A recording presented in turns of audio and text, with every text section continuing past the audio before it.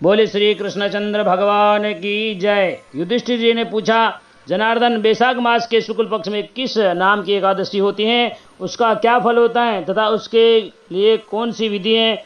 भगवान श्री कृष्ण बोले, महाराज, पूर्व काल में परम बुद्धिमान श्री रामचंद्र जी ने महर्षि वशिष्ठ से यही बात पूछी थी जिसे आज तुम मुझसे पूछ रहे हो। श्री राम ने कहा, भगवान, जो समस्त पापों का क्षय तथा सब प्रकार के दुखों का निवारण करने वाला व्रतों में उत्तम व्रत हो, उसे मैं सुनना चाहता हूँ। वशिष्ठ जी बोले, श्री राम, तुमने बहुत उत्तम बात पूछी है।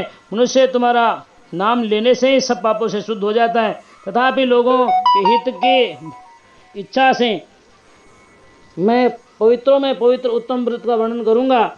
वैशाख मास के शुक्ल पक्ष में जो एकादशी होती है उसका नाम मोहिनी है।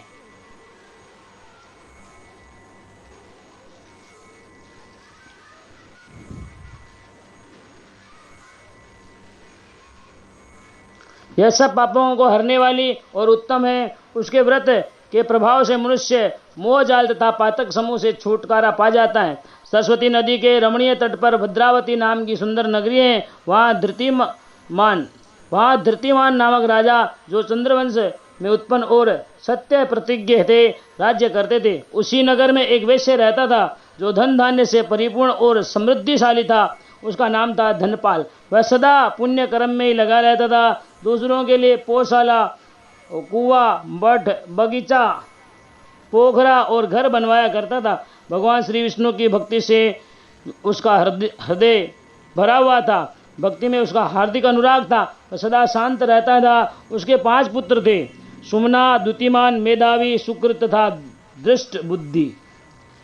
दृष्ट बुद्धि 5वां था। वह सदा बड़े बड़े पापों में ही संलग्न रहता था। जुए आदि दुर्व्यसनों से उसकी बड़ी आसक्ति थी। वह वेश्याओं से मिलने के लिए लालायित रहता था। उसकी बुद्धि न तो देवताओं के पूजन में लगती थी और न पितरों तथा ब्राह्मणों के सत्कार में। वह दुष्ट आत्मा अन्याय के मार्ग पर चलकर पिता का धन बर्बाद किया करता था। एक दिन वह वेश्या के गले में बाढ़ डाले चौराहे पर घूमता देखा गया। तब पिता ने उसे घर से निकाल दिया तथा बंधु बांधवों ने भी उसका परित्याग कर दिया।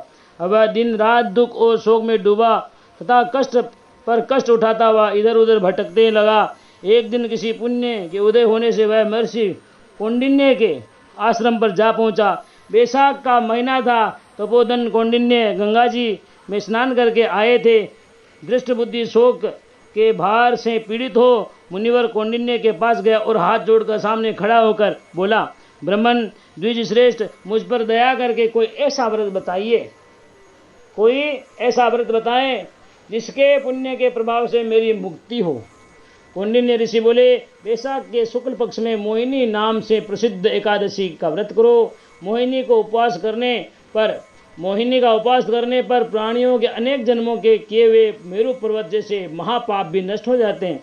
वशिष्ठ जी कहते हैं, श्री रामचंद्र मुनि का यह वचन सुनकर दृष्ट बुद्धि का चित्त प्रसन्न हो गया। वशिष्ठ जी कहते हैं, श्री रामचंद्र मुनि का यह वचन सुनकर दृष्ट बुद्धि चित्त प्रसन्न हो गया, उसका चित्त प्रसन्न हो गया।